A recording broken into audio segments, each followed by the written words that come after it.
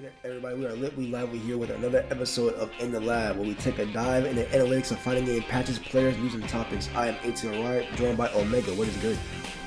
Yo, back again. New week. Suri, and of course, this week's guest is someone who is always able and ready to bring hype and old school vibes and trash talk to the mic as well as the scene.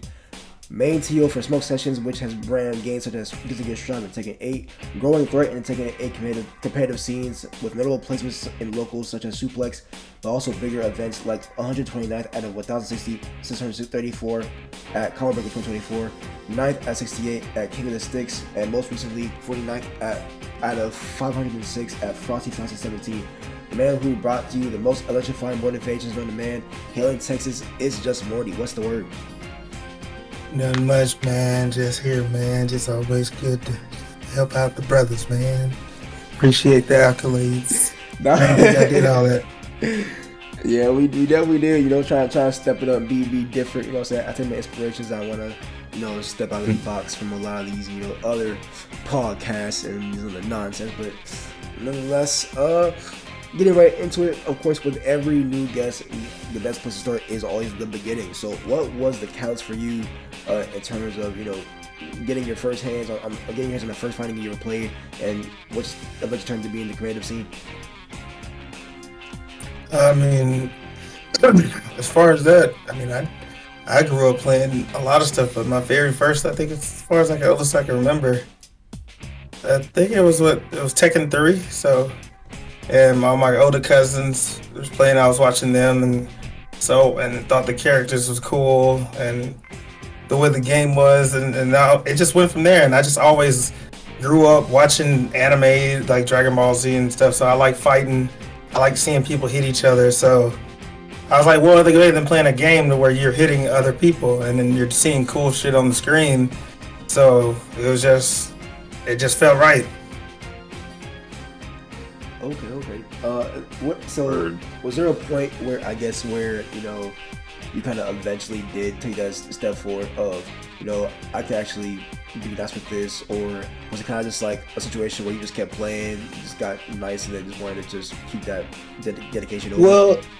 Well, I didn't start getting serious about fighting games until I got into college, and it was because of Dragon Ball Fighter Z, and we did a tournament at my school, and I think I was just in the quest like, how do I get better? How do I do this and the third? And then eventually going on YouTube, it went from me, and all of a sudden I found about Hook Gang God.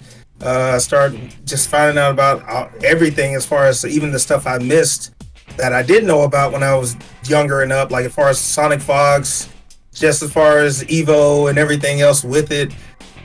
That was when I was like, oh wow, it was actually this going on when that time was going down. And so that was my turning point to like, okay, there's actually some shit you could do from this. Is people actually winning money? Is people doing things because of what I used to think of as you couldn't do it? Like, I come from Mississippi, so it wasn't really a big thing to have that going around. That was pretty regional based. If fighting games was something to bring you monetary value. So in the region that I was born in, it wasn't there. But I'm glad that Dragon Ball Fighter Z came out and made me actually want to look more deep into it, and my life's changed ever since. So I have a much more appreciation for fighting games in general. And so yeah, that's really the story of that. That's what made me get to where I am today.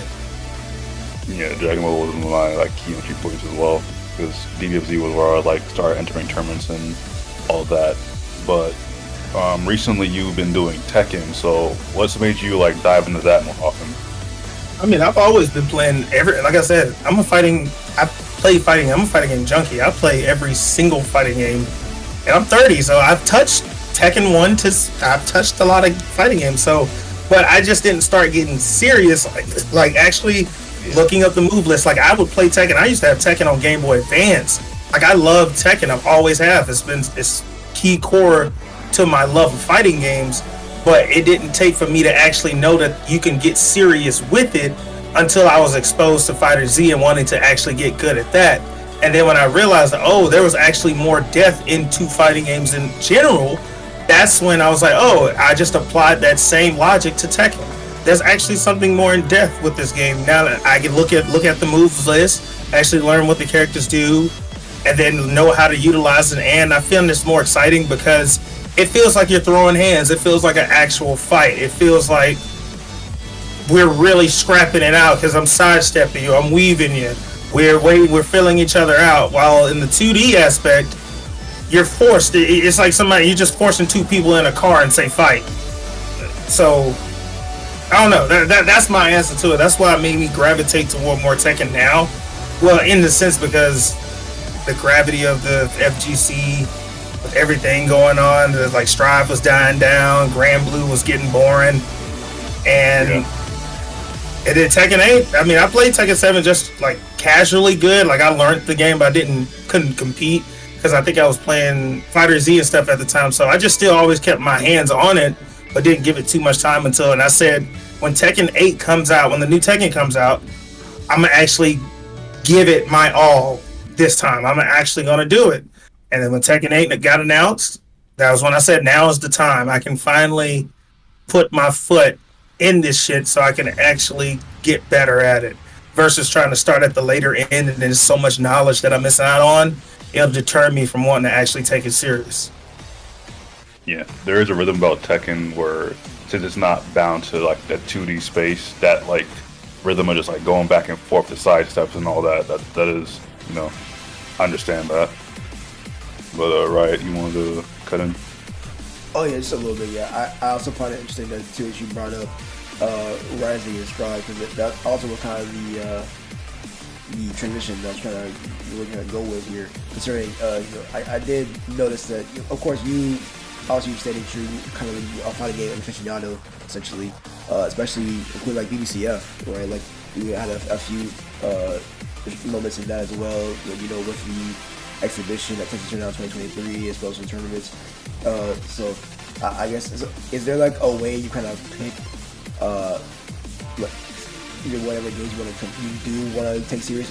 Like essentially, when you pick up a fighting game, do you just like pick it up, just learn the ins and outs now that you have that knowledge from your time playing Tekken and such?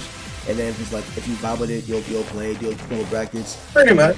That's if I'm the answer to your question. I'm the type of person, if I like it, I vibe with it, and there's a character that I can understand the game through, and I like the way that character feels, then I will actually. And I also see that there is a scene, like there's a scene for it. There's people hungry to want to be better, and there's an actual progression.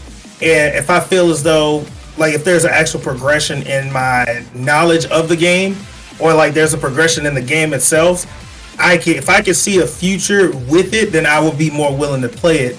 But if I don't see a future with it, or I see that the future that I'm seeing, I don't really like it, then I'll teeter away from it, because at the end of the day, I'm going to play what I like. And I'm going to still play it, but I'm not going to take it serious, because I like to take something serious that I like, and I like the progression of what is going to be in the future. If that answers your question. Yeah, that's fair.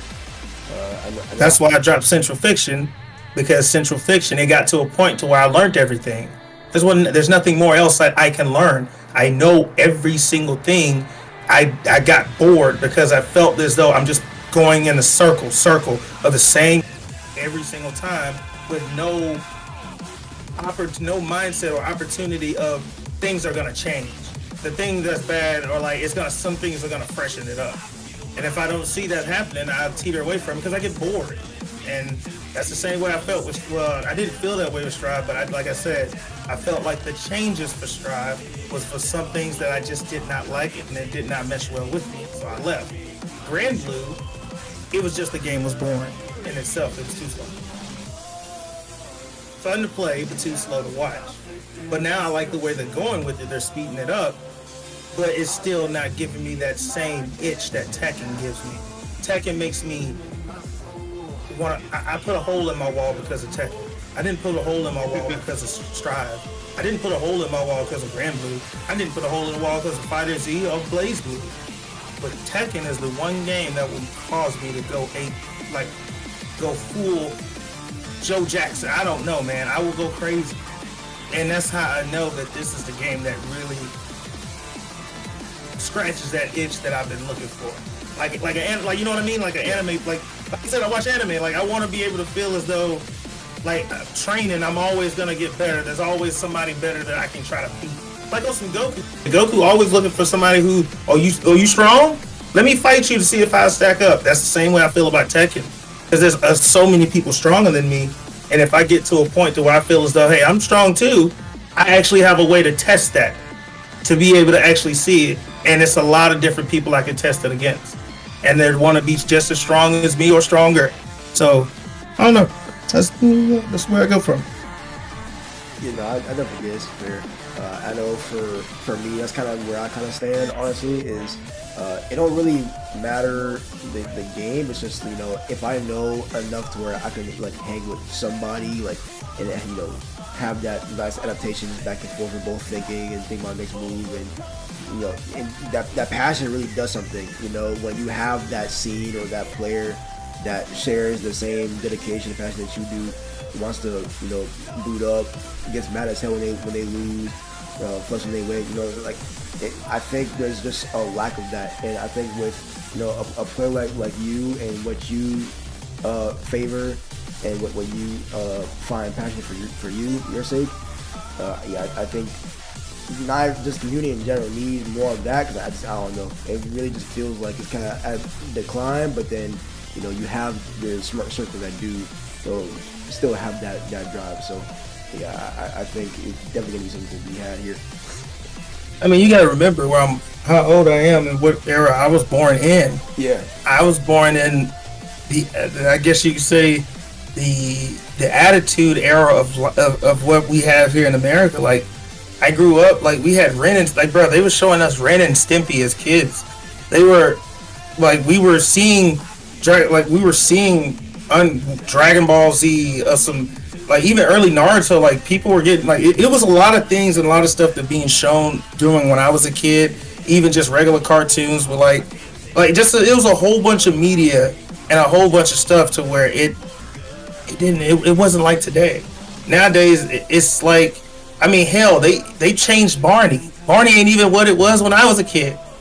It's a whole entirely different thing. Like, so I come from a different time to where a lot of different things was taught. Some bad things, there was some toxic things from that time, but overall, when it came to actually wanting to be, I don't know, puff your chest out if you're good at something, or just having a certain type of attitude about yourself when it comes to, if you're good at something, don't act like people used to be good at something, acted like they were good at it. They wasn't shy about it. They weren't quiet. They didn't, you know what I mean? If they beat you, they let you know, hey, you got your ass beat. And you have to just respond to either talk your shit back or, you know what I mean, take it on the cheek and be like, all right, I'm gonna show your ass next time I see you. But nowadays, it's like everybody is wanting to, I don't know. It's like the people who win don't have the attitude of a winner. And that's what I feel. It's like nobody acts like a winner. Only a certain few people that is around my age, like Punk, because we come from an age where people who were winners acted like it. I mean, nowadays, if you act like a winner, they go say you got an ego. Exactly. That's what I'm saying. I come from the attitude era. Even wrestling, like, it was a day where attitudes were king. Like, being the dick, the guy who walks up in there and just says and does whatever because he knows he's a shit. Nobody else can't do nothing about it. Like, that, those days are gone. Like, you can't do that no more. They say that that's being toxic, or that's being, you know, all this is. But at the end of the day, some guys responded today. You say, you know what? I'm gonna work hard just to shut your ass up, and that breeds competition. Mm-hmm. But if you don't have nobody who tries to say, like, you know, like the Kendrick, J. Cole and shit, he didn't say there wasn't no big three. It's just me. So at that point, he says, no, it's me on the top. You as a competitor got to tell yourself, do I want to allow this motherfucker to stay at the top, or am I just going to let it be? And if you're the type of person who truly about the game and truly trying to do what you do, you ain't going to ever feel okay with somebody feeling like they over you. You ain't going to ever feel like that. I'll never be okay with having someone feel as though they above me. I'm like, nah, bitch, I'll get there. You got me for right now, but it won't be there forever. But not a lot of people have that attitude when it comes to it. Oh, well, I did what I could. Man, shut the hell up.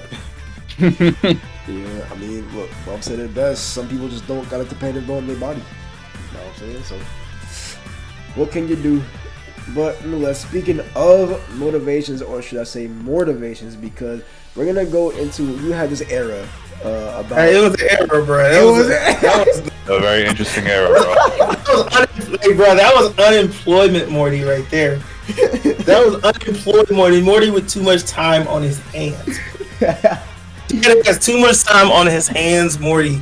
That was a time, bro. I had just lost my job, and I think I already was doing it for just a little bit while I was working. But yeah, just a little bit. And then I don't think the reason I sprung about it was because I'm like, man, I don't see nobody saying I didn't. If I see like somebody ain't doing something, and if I got the ability to do it, I'll be like, well, ain't no point in me just sitting there talking about doing it. Let me be the person to do it. So that's when I said, let me start saying, hey, wake your ass up, good morning, have people have a great day. Because I wanted to see that. I wanted to see it. So I'm like, if I want to see it, let me do it so I can see it.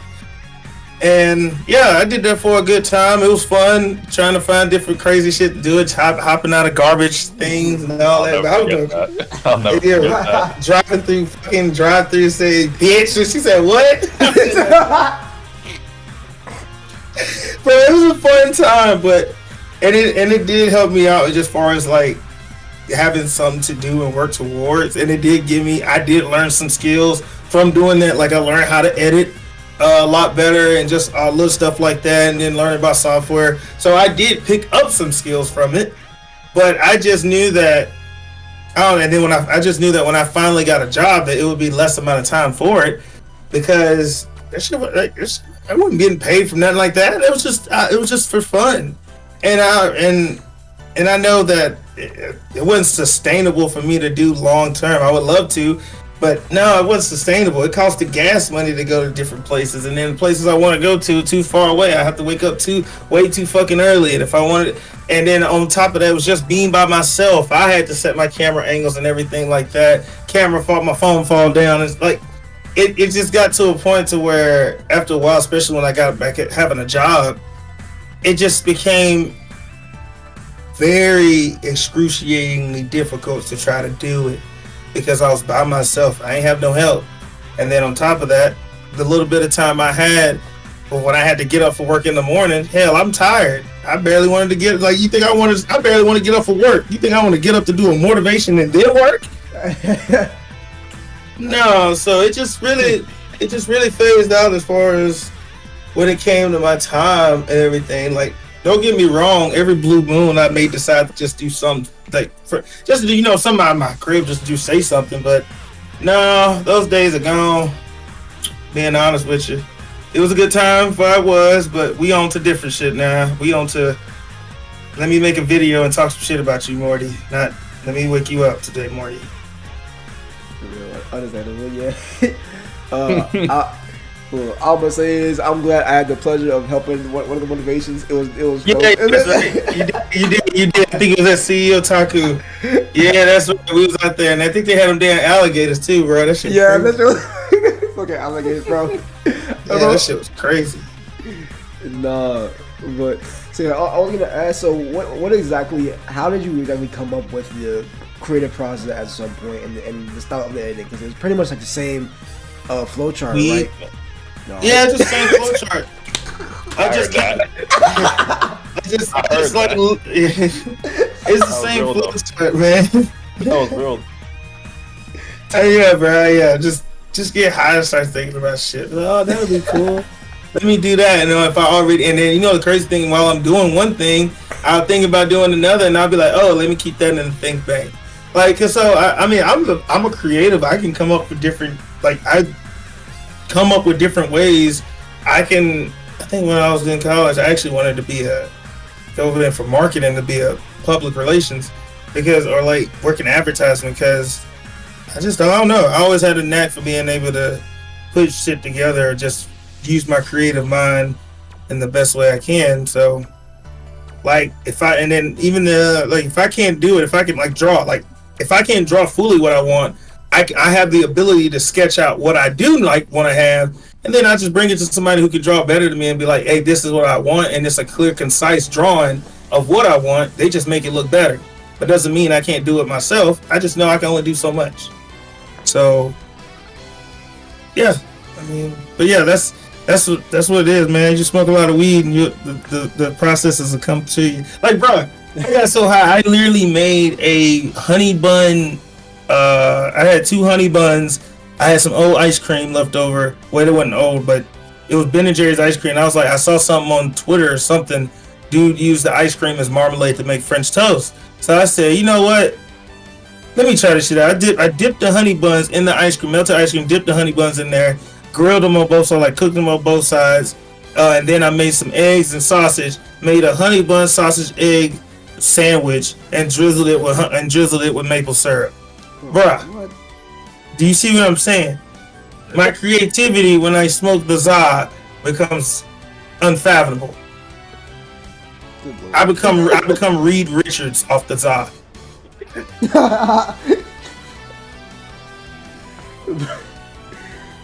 Yeah, that's something right there. That's some power. I'm already creative, and that just opens it up even further because it started making me thinking a lot. Like, oh, okay, that'll be cool. And then most of the time, I do it for myself. I just know that when everybody else here, they're like, "Damn, that shit sounds fire." I said, "I know, because it's fire to me."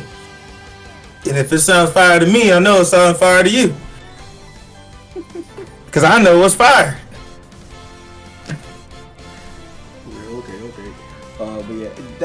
But that jokes aside though, yeah, I think that the whole series and era really kind of did showcase your creative mind, really, and not only that, but just the consistency, right? Because not only was it constant, like every day or every other day or every week, the style of the video was the same. So the fact you even knew to keep it the same format, same flowchart, was also pretty impressive. It was just always the same deal. If you don't get your ass up, big fella, what the hell your ass is doing in the band? You know what I'm saying? That's I kept that same flowchart because it made it easier for me to make videos. I'm saying as long as I did, I would literally do it. As long as I did.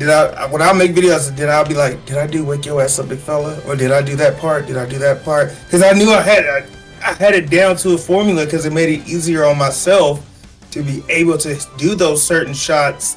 So that way, it didn't take me too long to do it because I told you I'm by myself. So I didn't want to do anything that required too much, and I didn't want to do anything that was too little, and I did want it to be able to fit the size of at least 30 seconds. I'm sorry, smoking now. You good? Yes, I wanted to keep it at least around 30 seconds. Like that's what I wanted that time frame to be, 30 to 40 seconds of video. So by doing it, keeping that formula, I always knew I would have at least 30 to 40 seconds of a video. Because YouTube Shorts got like a limitation or something like that. So yeah. I was trying, and Twitter. So I was just trying to make it to where I could post that video on every single platform and not have to worry about trying to cut down something. Yeah, that's fun. Definitely appreciate it. I know, again, it was a very fun time. A lot of people who were watching it were definitely fond of it. But Sam's got to go, but at least we'll see. Yeah, damn show got to go. Yeah. Time for that shit, bro. Time consuming. If I had some help, by all means, I would be more than willing to do it. Yeah. But I don't have no general help, bro.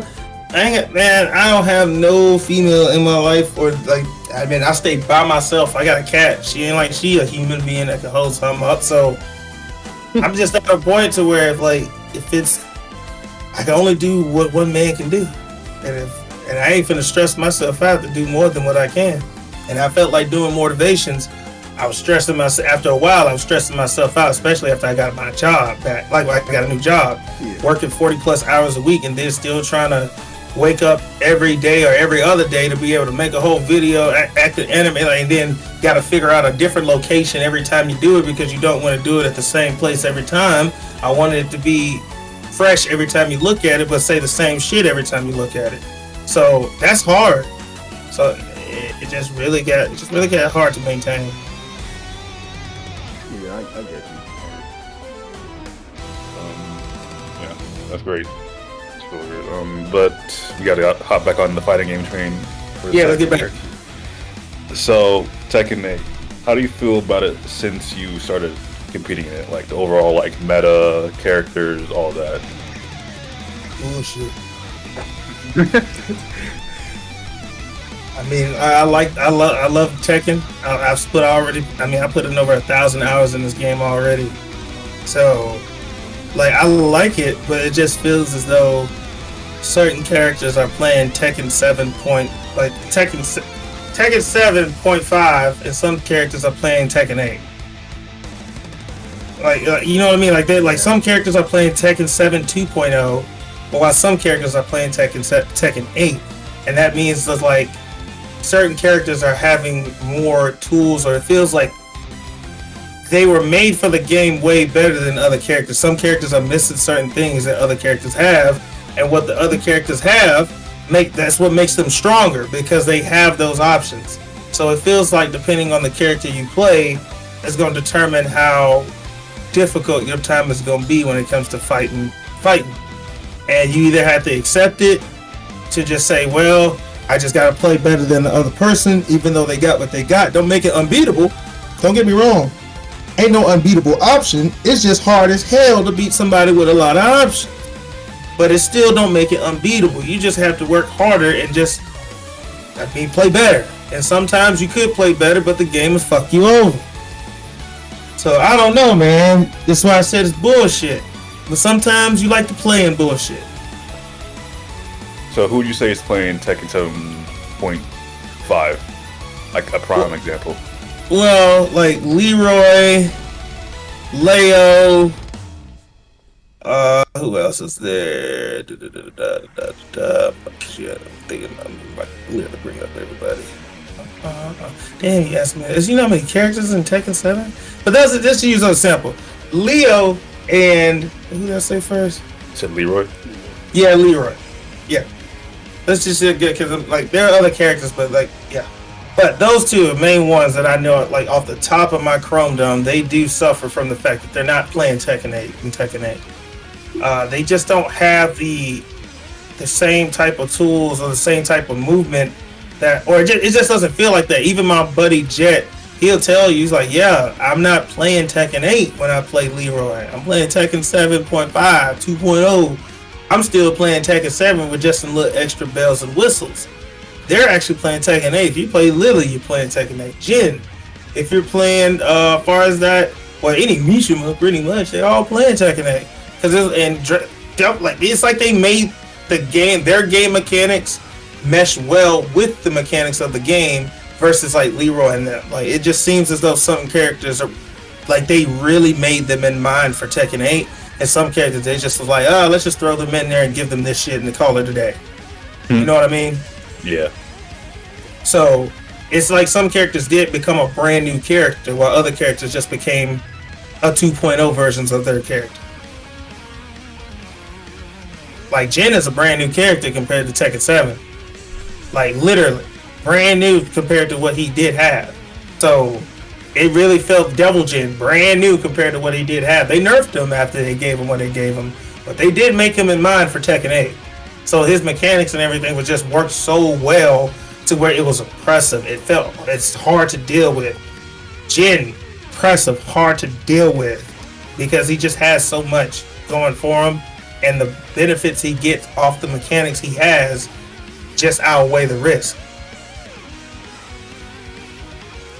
Yeah, definitely that's funny enough, probably a common thing on right now. But speaking of that as well, it seems every game throughout the past few years seems to have that their one gripe that everybody is having with that game. With Tekken 8, I've been hearing talks about mostly with it being I guess with the whole season pass stuff as well as the DLCs.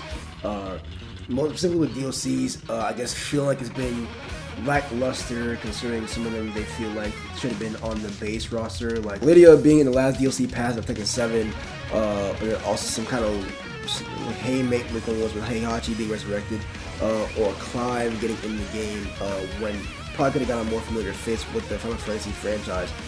So I guess, are those regrets that you have with the game as well tying to the fact that some characters are kind of not playing the same game, or are you kind of just not really caring about that?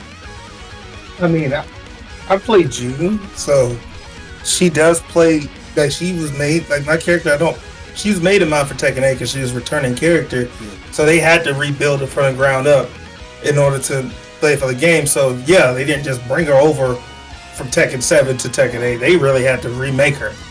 So, because her last appearance was in Tekken Tag 2, and that was like 10, 12 years ago, dude. So that's been a long time, so they definitely had to be able to do her. So I don't have no gripes, unless to the fact that the changes that they made after, due to patches of people bitching, that's the only thing I can complain about. But overall, the character itself being how she is for the game, no. She works for the game. She has things for the game. They just need to rebuff her a little bit, in my opinion. But yeah, I do see, like I told you, some characters aren't playing the same game. They're not. It's like somebody you're playing Under Night In Birth 2 LST like clear, while somebody is just playing Under Night In Birth EXT clear. You see what I'm saying? Yeah. Like, you're right at, like, it's not too much of a difference, but there's enough of a difference to where it makes it a new experience.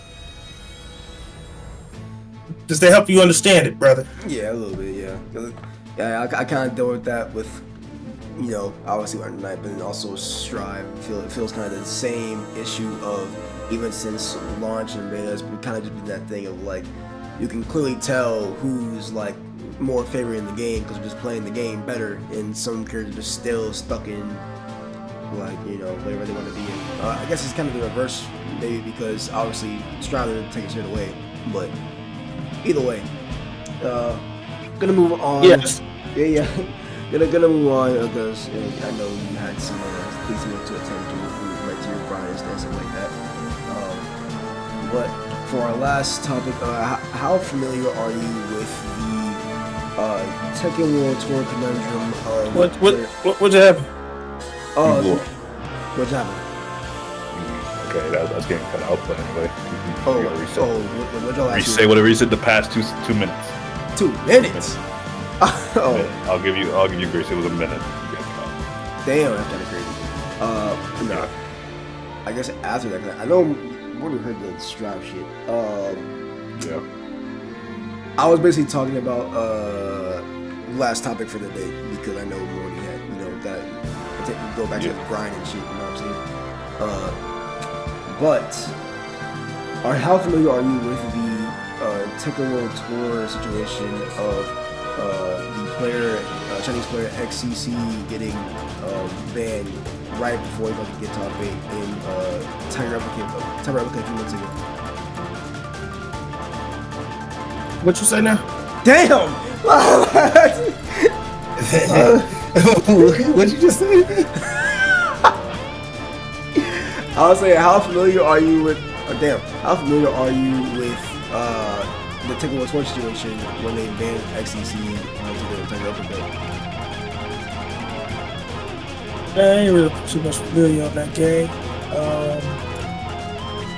No, I don't really know what to say on it. I mean, what's the situation?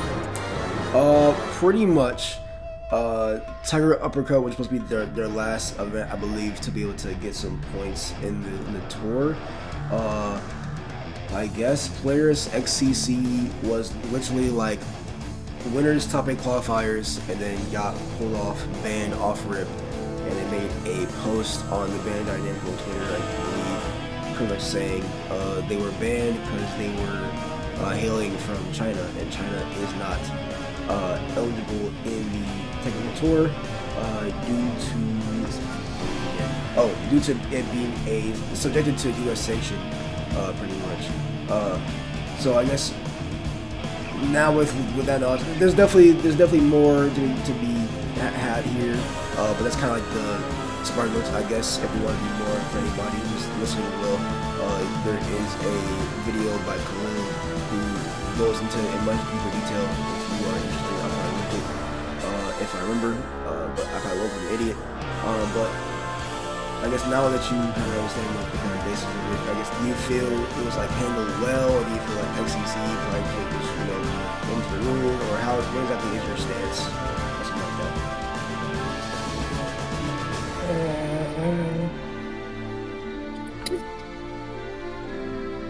Or you don't care? I mean, that's fair. I mean, I don't want to say I don't care, but it's like,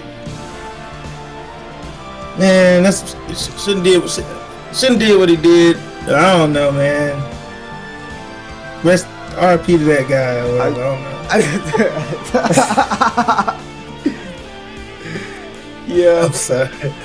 Pretty much, yeah. You're good, yeah. I mean, I think it just really depends on what anyone to go with. I think, XCC probably could just, yeah, he probably could take that children's rules route. But I don't know if he didn't know, or I don't know if he didn't know that he was trying to, scum some points out or whatever. I don't know how long he's been trying to compete in Tekken World Tour. It was like the first time he's trying to done it, or trying to do it, I mean. But it's like, but then for TOs or whoever was in charge of, that Tiger Uppercut, for them to kind of, really not do anything until bro was winner's top 8 qualifier. I mean, that's kind of weird. You know what I mean? I'm not saying that, hot down players that know where they're from, but if it's, I don't know. I think it's just kind of whatever. But really, I don't know. I want to dive too deep into it because, again, Khalil went into detail in his video and kind of ragged on Bandai because Bandai doesn't have a track record of this kind of shit. But it is kind of just pulling a fast one last minute against what we saw before with, many times with DBZ and with DBZ again right now, actually. But now, yeah, technically definitely no stranger from Bash and Niggas, but again, I don't want to run into too long right now because I don't really have the other notes on hand because I just didn't have time, but also it's been a few months.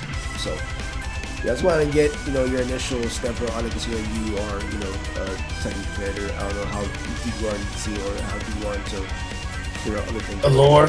Yeah, that was kind of just my standpoint. But I mean, if you had any more points to add, go ahead. If not, then we can go ahead and call it.